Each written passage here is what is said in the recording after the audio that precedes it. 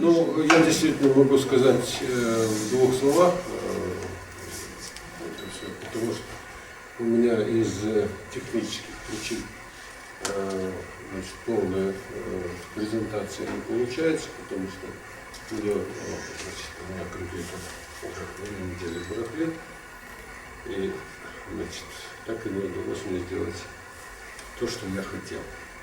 Но я думаю, 2 из тех слайдов, которые являются опорными, у меня все-таки сейчас имеются, и я думаю, что кое-что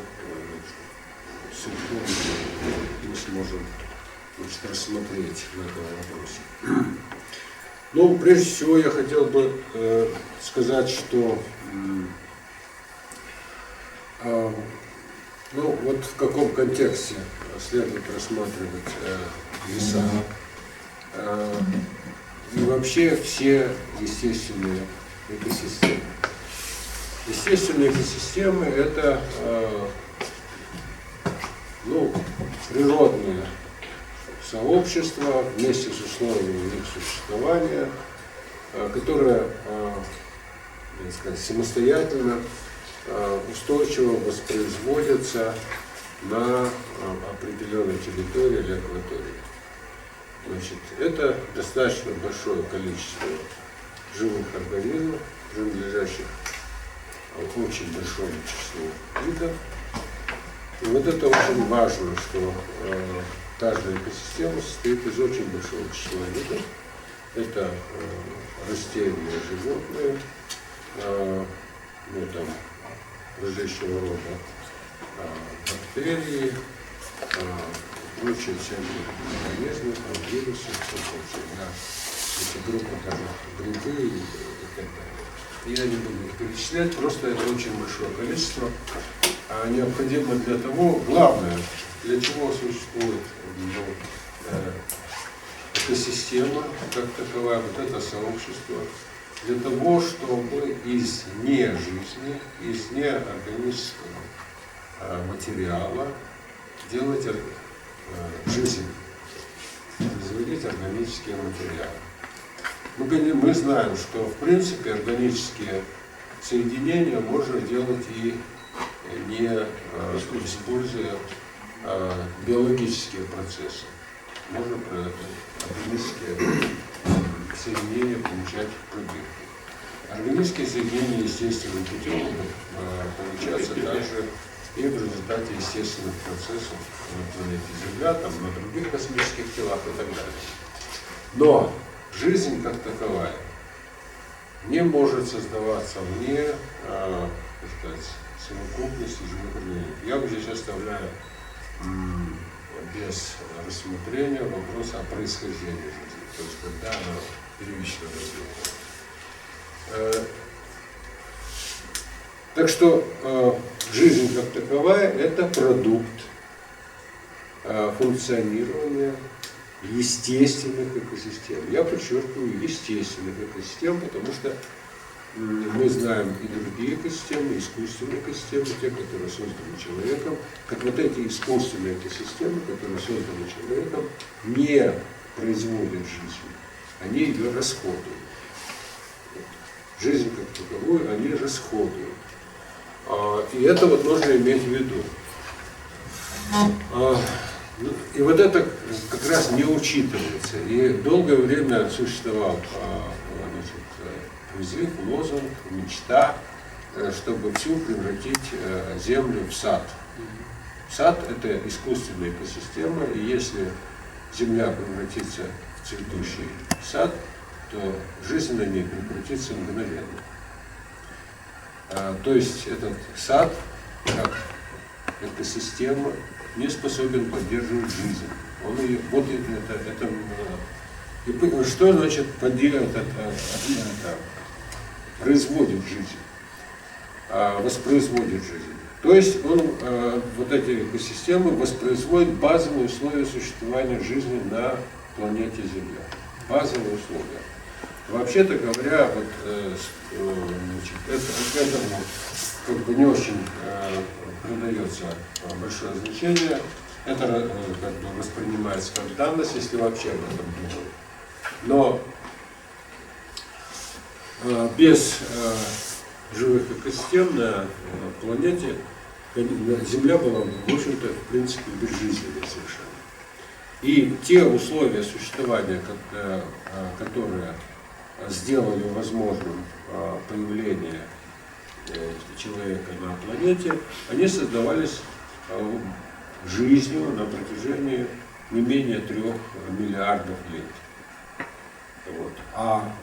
Значит, положим, условия существования на поверхности суши, это время относительно недавнее, когда они появились, это всего где-то около 500 миллионов лет назад.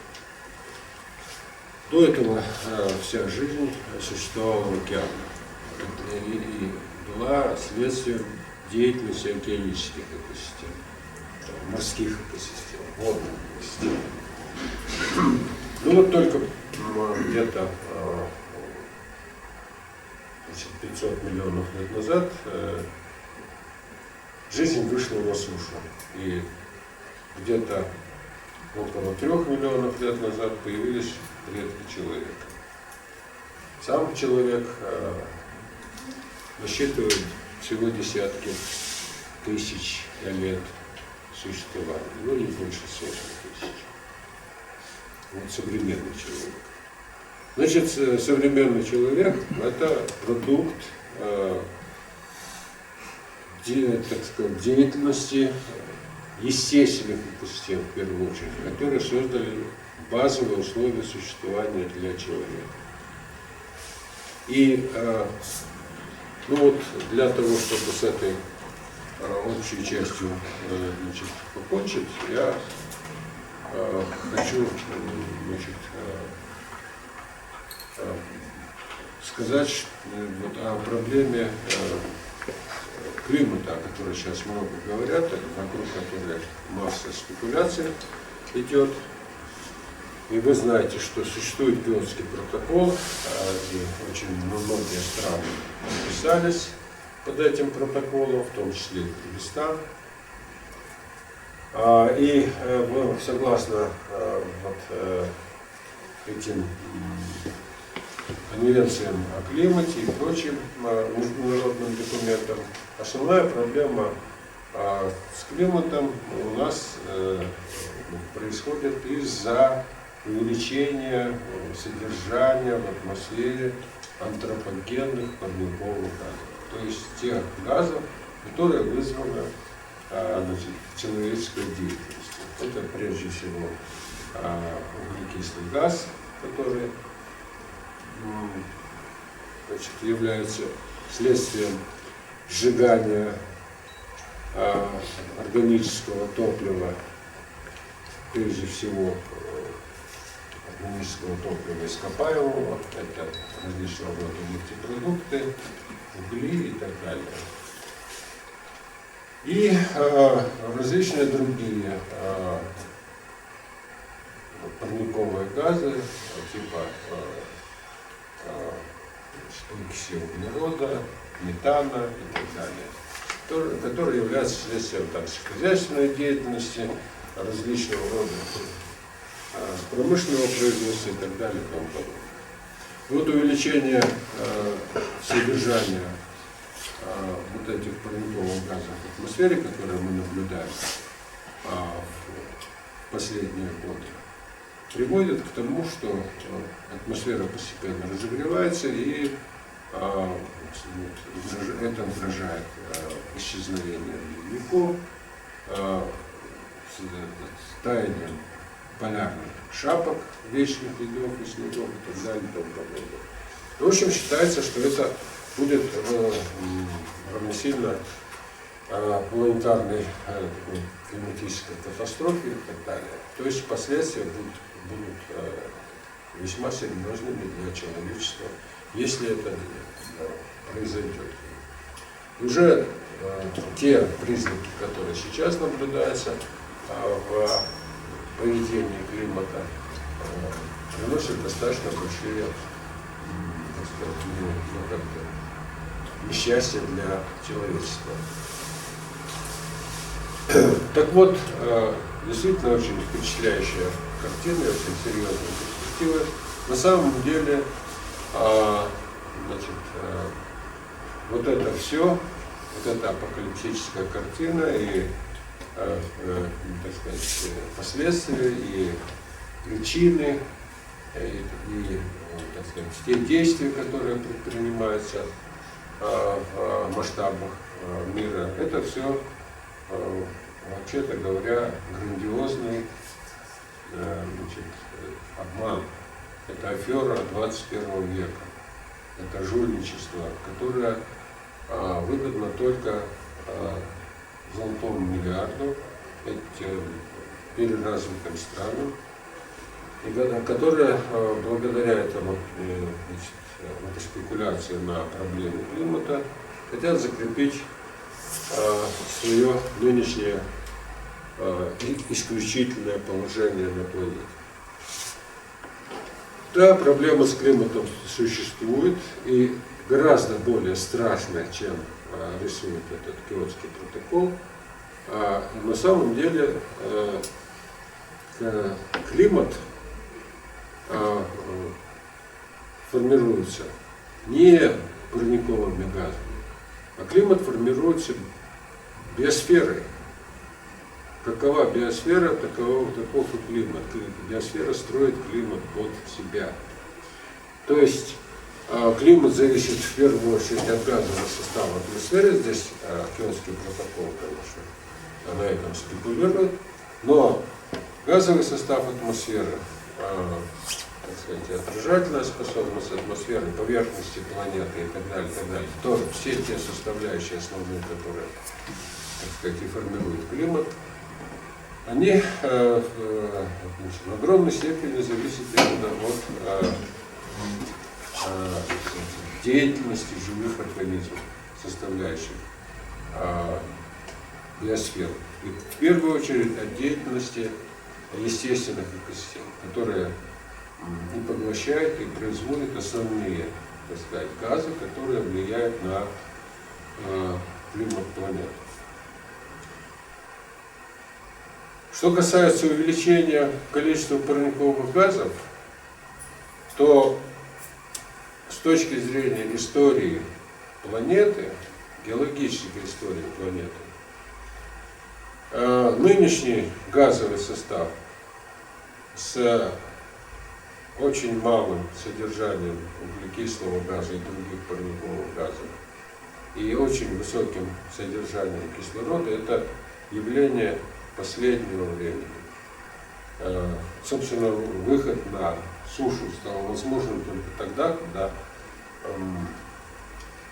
значит, в атмосфере планеты кислород стал, содержание кислорода достигло 10 более процентов. До этого большая часть истории существования жизни на Земле происходила в атмосфере, которая содержала огромное количество, в десятки раз больше углекислого газа.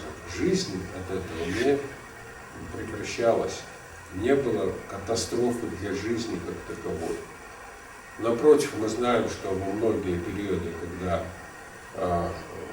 углекислый газ намного по своему объему превосходил объемы содержания кислорода в атмосфере, это были периоды благоденствия жизни на планете. Таким образом, в принципе, содержание, повышение парниковых газов, хотя и будет иметь следствие достаточно серьезные изменения климатические, эти климатические изменения не будут катастрофическими, то есть не будут грозить вообще прекращением существования жизни, то есть не угрожает базовым условиям существования жизни. Но на самом деле, в чем ложь тех положений, которые лежат в основе этого Киотского протокола и других международных соглашений по климату? Ложь заключается в том, что климат не изменяется направленно. Нет этого тренда. Это ложь на самом деле. Климат, да, изменяется, но он изменяется сейчас на планете хаотически. А это совсем другая картина. Это означает, что исчезли или же очень резко ослабли естественные регуляторы земного климата. И из теории катастроф мы знаем, что большая система, выведенная из точки или области равновесия, начинает хаотически колебаться возле этой прежней точки. Все параметры там начинают в этой системе хаотически изменяться до тех пор, пока она не найдет другую точку равновесия или другую область равновесия. Значит, или же вернется. Там есть три пути: возвращение в прежнюю точку или область равновесия, переход в новую область равновесия или разрушение этой системы. То есть прекращение существования системы. Вот.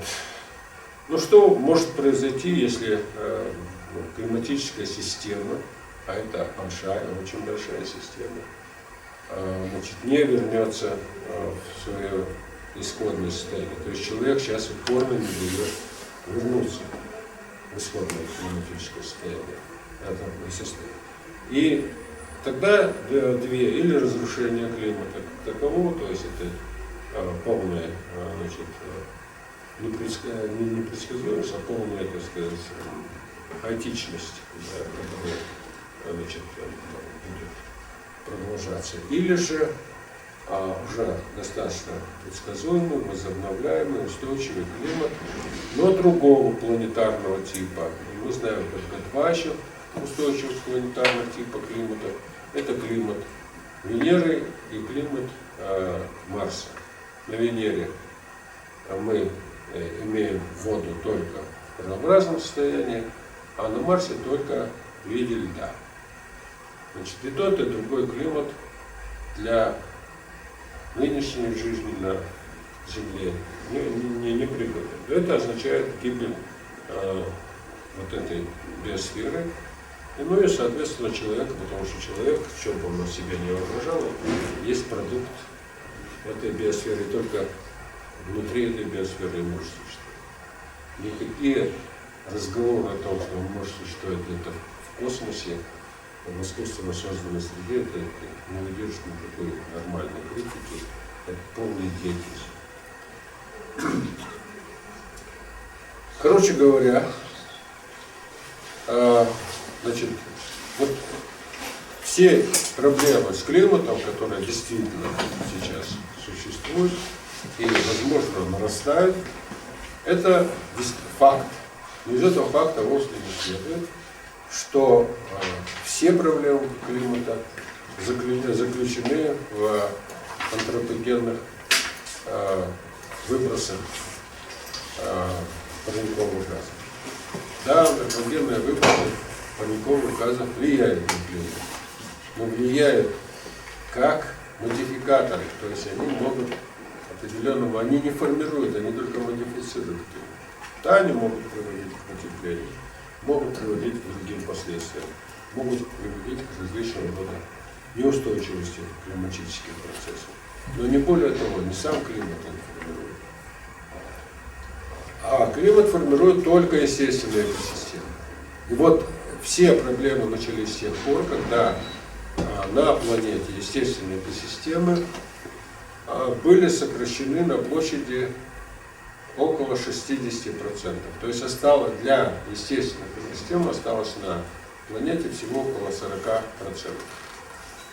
Вот с этого момента началась проблема климатическая. С этого момента началось еще и очень серьезное для климата явление — это прекращение поглощения углекислого газа океанов. Это очень серьезный. То есть, конечно, вот этот весь баланс между содержанием углекислого газа в атмосфере и в океане, он, так сказать, складывался миллионами, сотнями миллионов лет. И это было основное именно поглотитель. Вот эти все огромные толщи известняков, это все известняки, которые отложились из океана. Но это не, так сказать, вот он как раз одна из основных причин того, что углекислый газ, который не стал достаточным количеством поглощаться океанами, он стал накапливаться в атмосфере. Вообще-то говоря, по балансе углекислого газа в атмосфере, значит, роль, то есть объем антропогенных газов не является господствующим. Он лишь часть от общего баланса, причем не самая большая.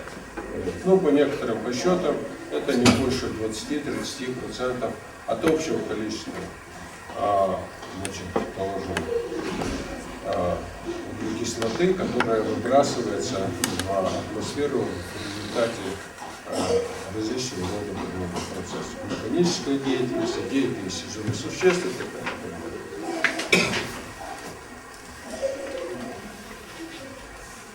Так вот, если мы себе представим на минуту, что остановились все производства и весь транспорт, то есть прекратилось полностью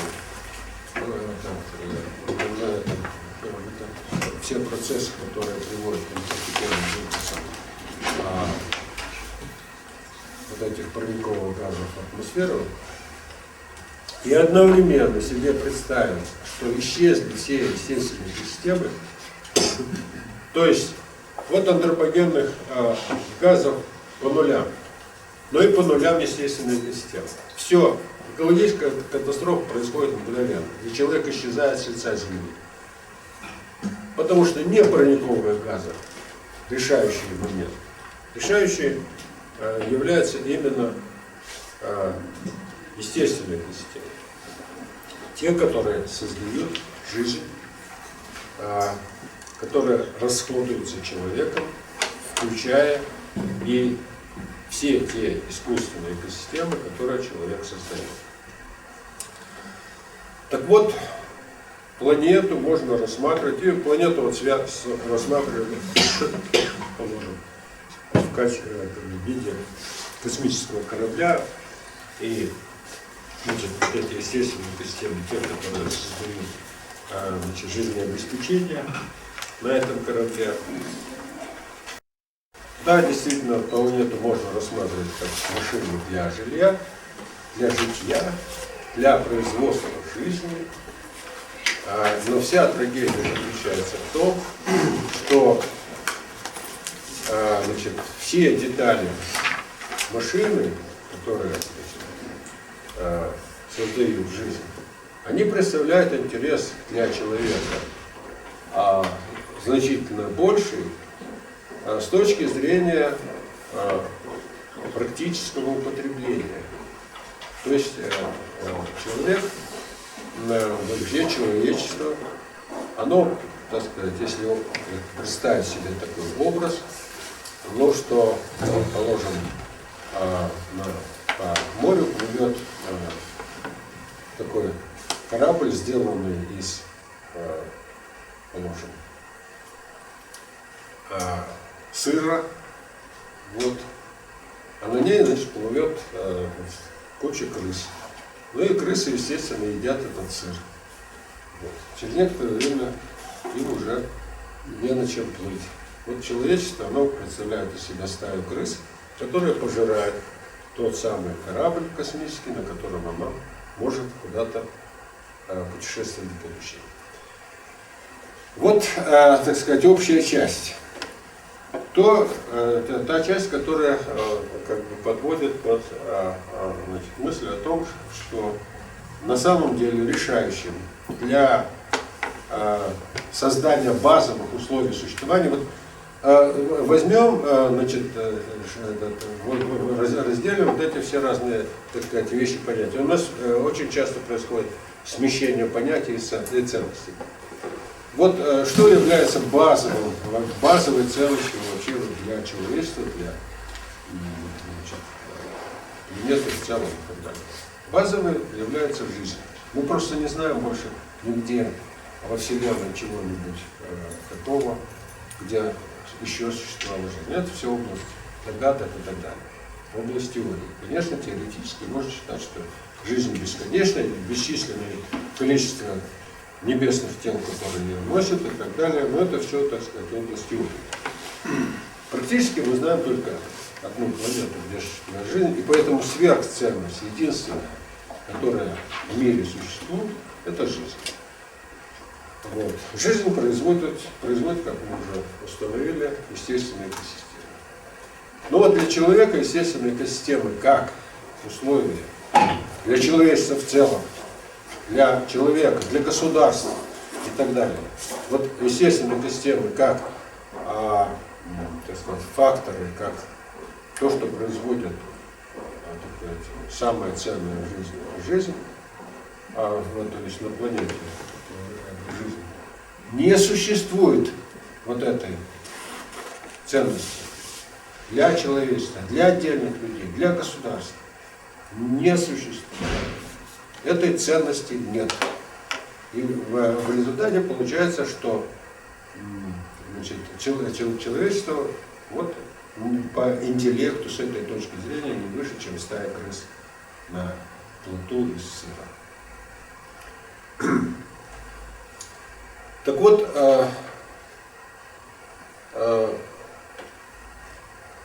значит, что отсюда вытекает? Отсюда вытекает, что поскольку является значительно большими ценностями, ну там, благо цивилизации, так сказать, причем цивилизации в западном смысле слова, которая основана на перепотреблении. Вот сейчас, в период глобализации, мы приходим к тому, что в принципе, вообще-то говоря, вот то, ради чего все люди кинулись в этот омут глобализации, недостижимая вещь, даже если мы исключим такую страшную цену, как экологический кризис. То есть нет тех ресурсов, которые могут поддерживать этот уровень цивилизации для всего населения планеты. Потому что вот этот золотой миллиард потребляет более 60% всех ресурсов планеты.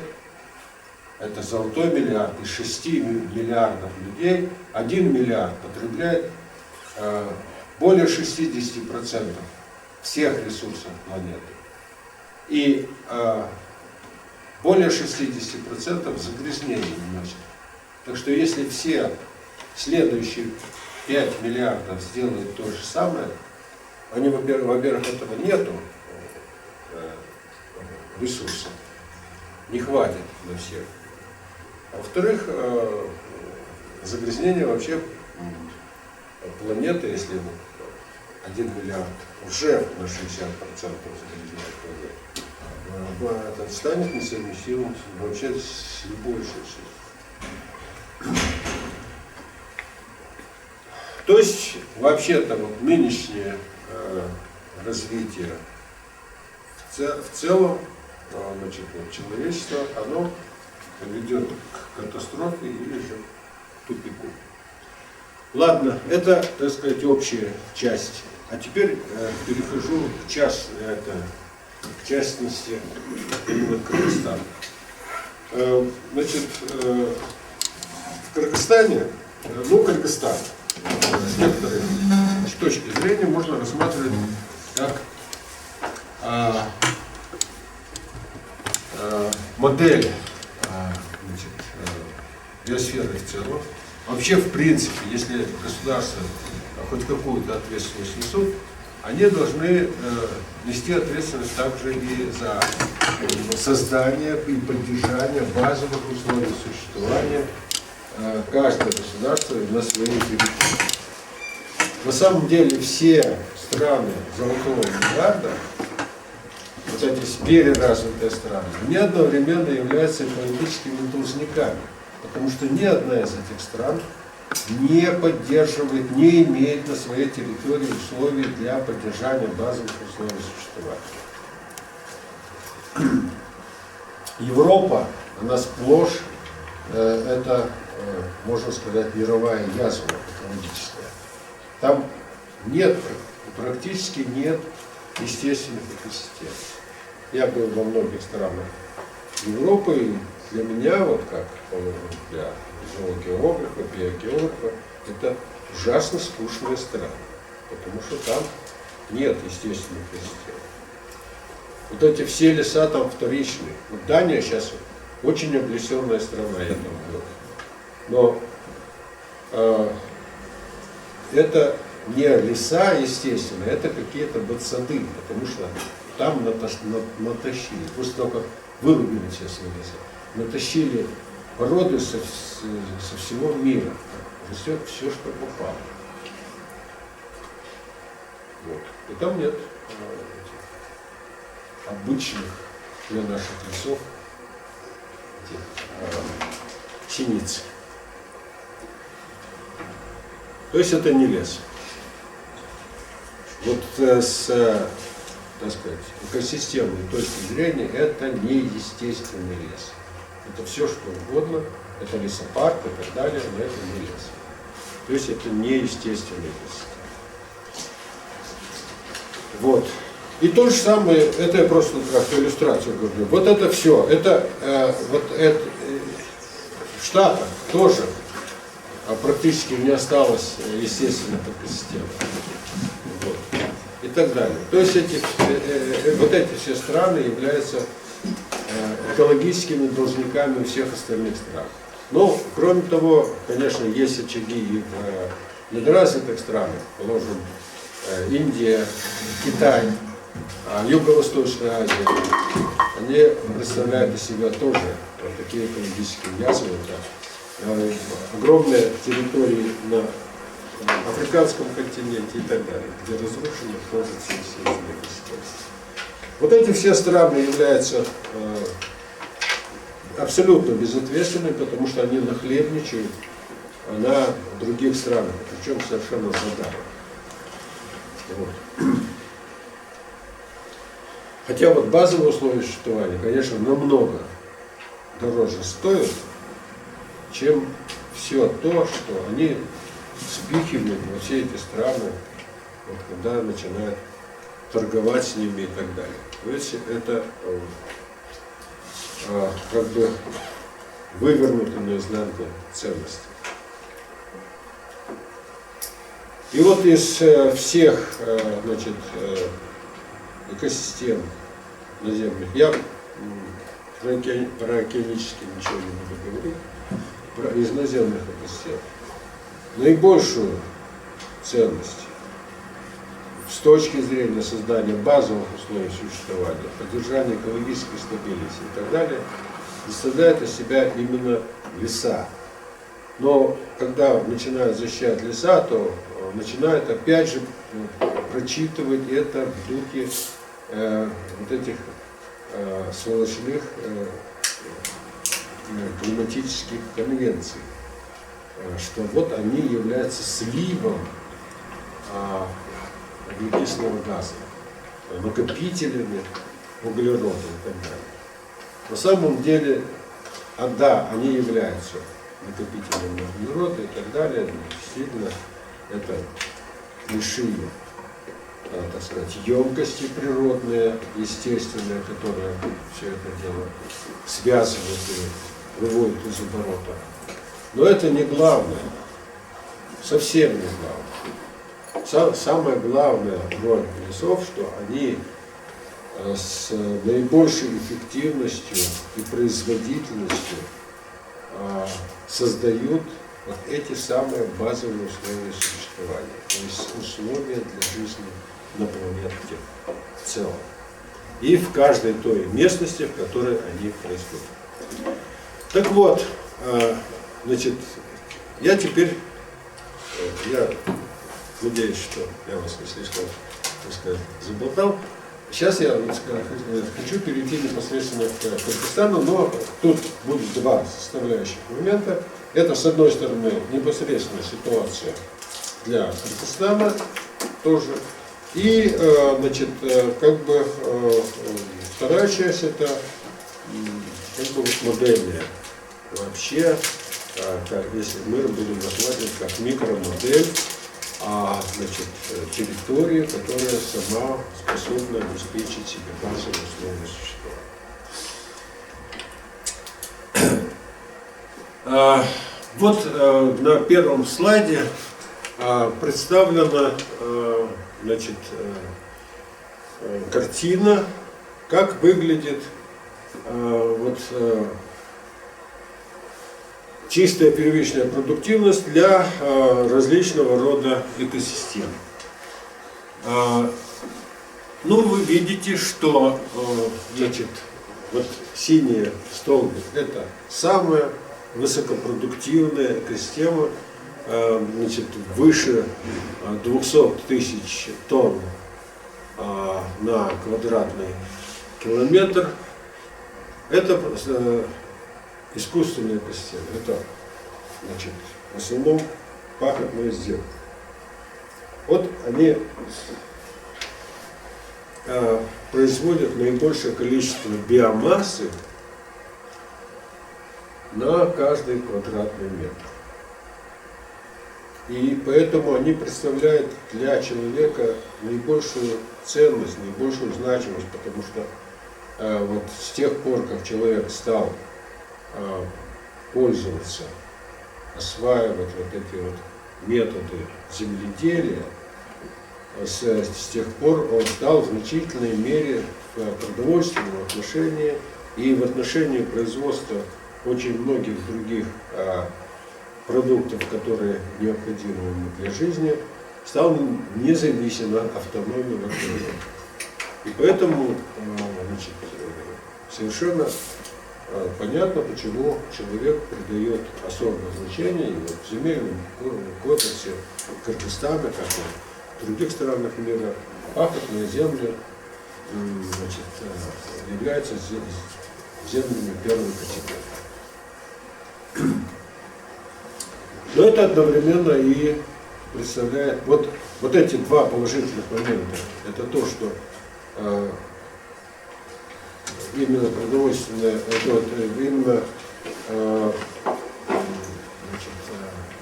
пахотные земли, культурные земли создают основу для, значит, благополучия, независимость от природы и среды, а это одновременно является и очень большой, достаточно глобальной опасностью, потому что создает иллюзию того, что человек вообще во всех отношениях не зависит от естественной среды, и что, вообще-то говоря, он, так сказать, полностью может создать для себя вот эти вот условия существования.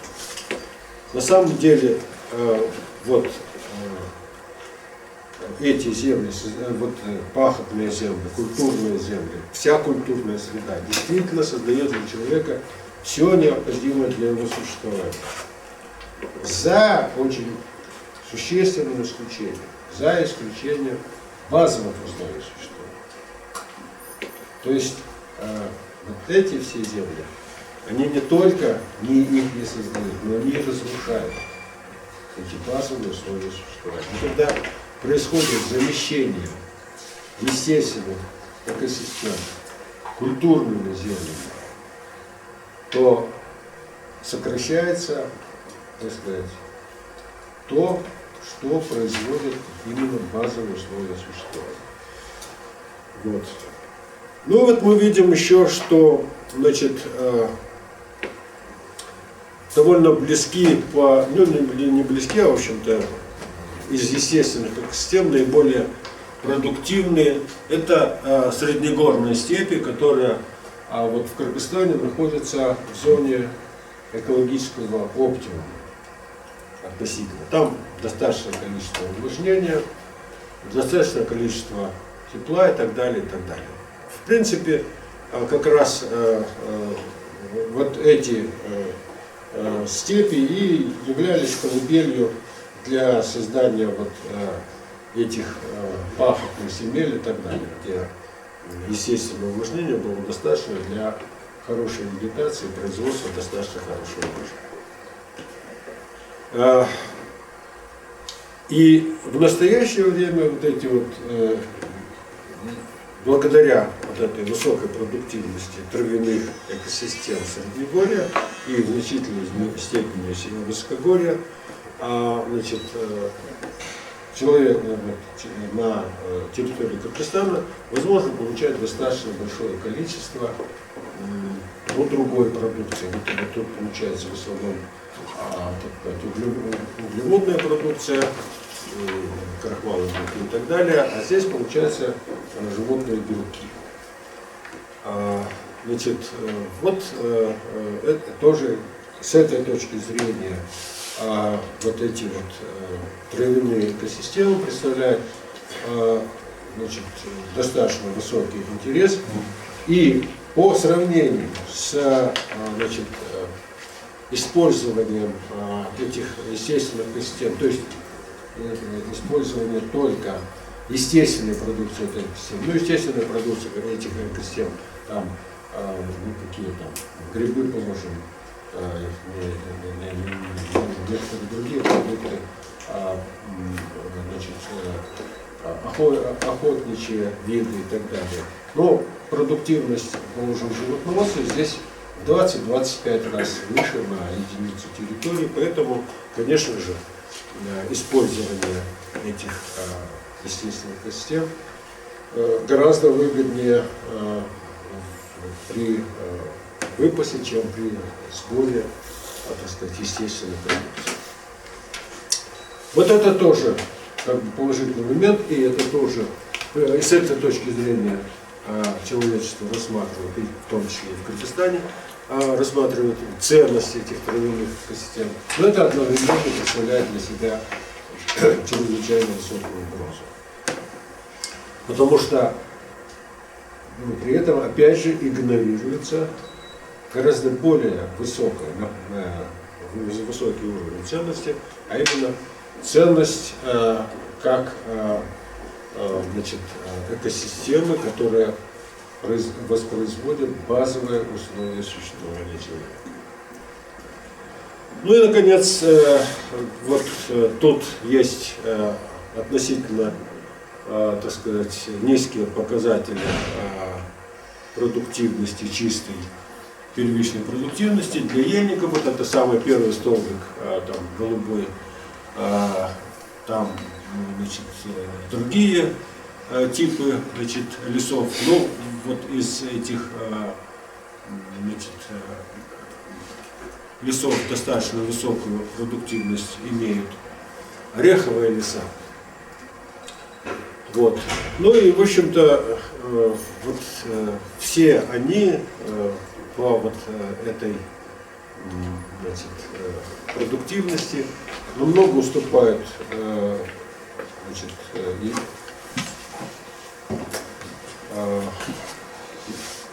пахотным землям, и поэтому очень сильно, значит, укрепилось в сознании людей, что самая высокая ценность на территории любого государства – это культурные земли, пахотные земли и так далее.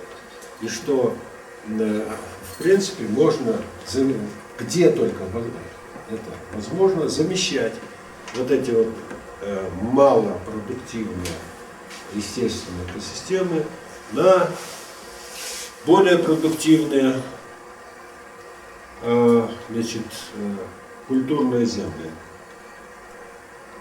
Так, где у нас? Сейчас там пробел. Следующий. Пробел. Пробел? Где он пробел? Вот это. Все. Спасибо. Вот теперь я хочу показать. У меня красивее вообще-то, чем там. Там что-то цветопередача не такая. Так вот, я хочу показать значит, на другой значит, диаграмме,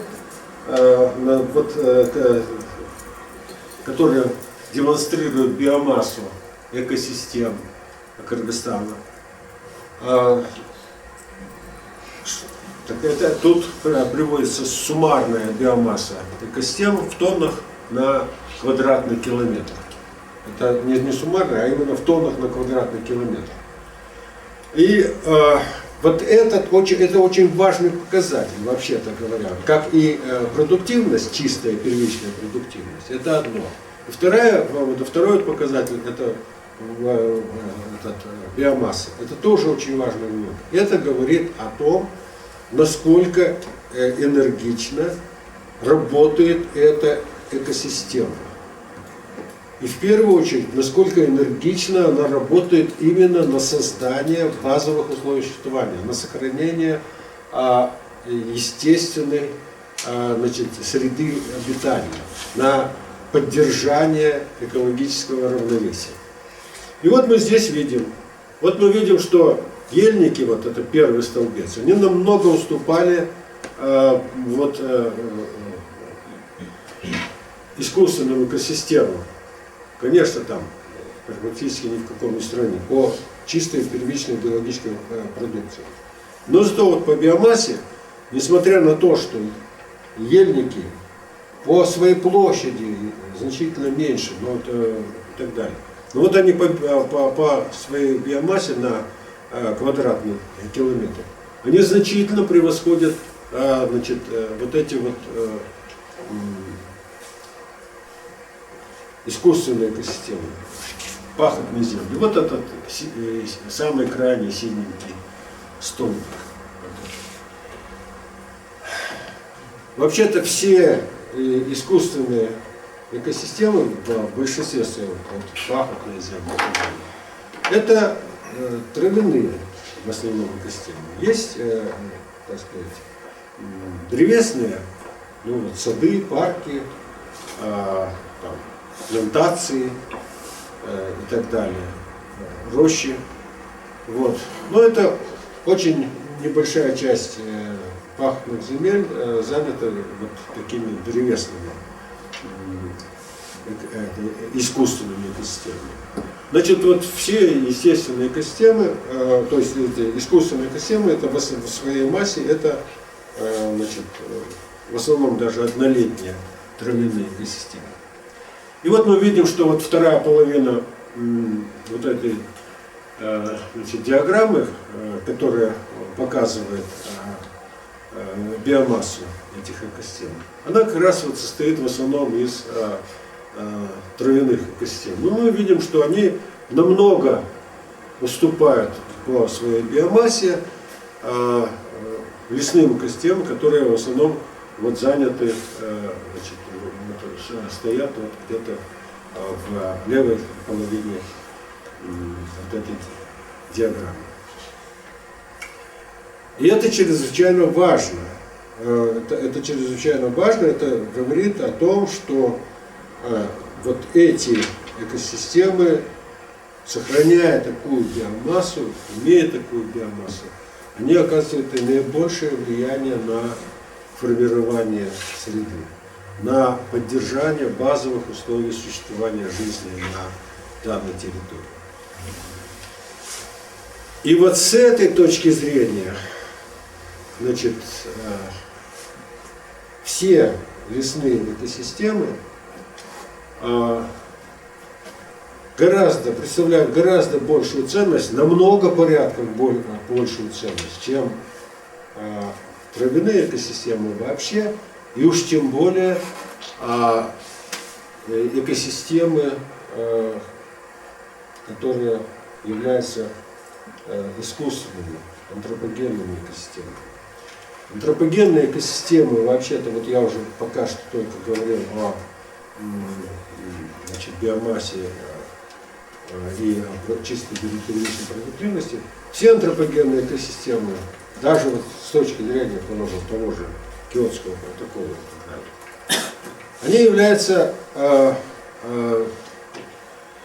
как раз значит, тем, ну как бы, полем, той сферой, которая выбрасывает, постоянно выбрасывает огромное количество парниковых газов в окружающую среду.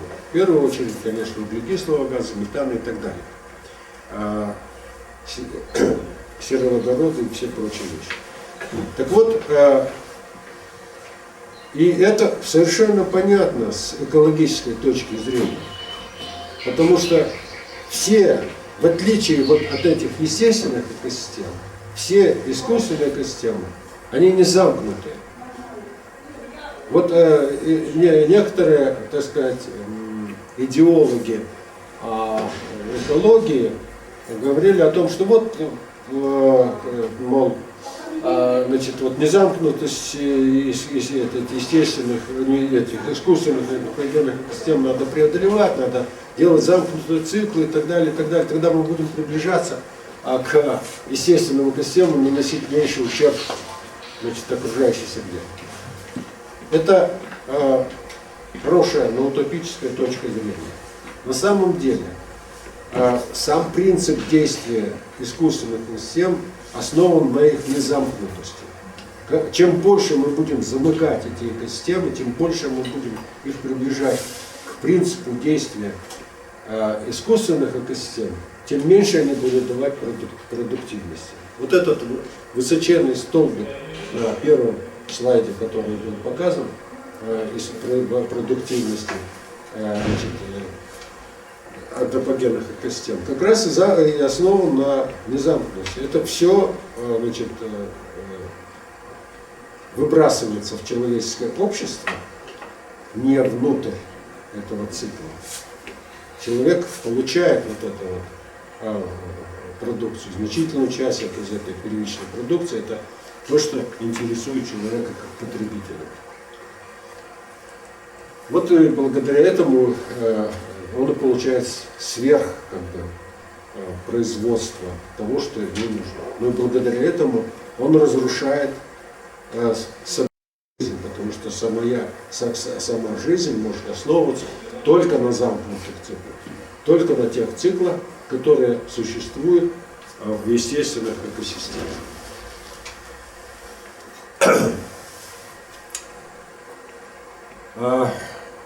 Вот вы, наверное, смотрите телевизор и видите там в заставках между сериалами и так далее, в паузах, прекрасные картины нашей природы Кыргызстана. Видите это? Сейчас идет все время. Просто замечательно. Обратили ли вы внимание, вот сколько кадров там посвящено вот такому сочетанию, как, значит, выразительный рельеф, вода и лес. Больше половины. Больше половины кадров посвящены именно вот лесным видам на берегу речки, на склонах гор и так далее, и так далее. То есть эти кадры делаются, так сказать, для того, чтобы показать, насколько прекрасна природа Кыргызстана. Вот красота природы Кыргызстана, то есть вот интуитивно мы, значит, воспринимаем эту красоту, прежде всего вот в сочетании естественных элементов ландшафта, выразительного рельефа, водной поверхности и леса. А на самом деле в Кыргызстане вот здесь вот сидят лесники. Вот. Они, конечно, иногда приводят баснословные цифры относительно того, сколько у нас леса в Кыргызстане. На самом деле у нас леса не больше 3,5% на всю нашу территорию. Но пусть они там скажут, что, конечно, леса больше. Но не больше, положим, уж 5-6%. Так вот, я знаю, откуда эти, так сказать, ноги растут у этих цифр, когда говорят положим, 10 или 15% лесистей территории. Иногда договариваются уже такие проблемы. Но на самом деле это, значит, ну пусть будет 5%. Так? И тогда вообразите себе ситуацию, когда наши фотоальбомы, которые посвящены природе Киргизии, или вот эти вот, значит, киносюжеты будут всего, значит, в 5 случаях из 100 показывать лес, а все остальное у нас что-то безлесное, иногда совсем сухие склоны, покрытые, значит, скалами. Это, конечно, будет вызывать больше чувства уныния, чем восторг.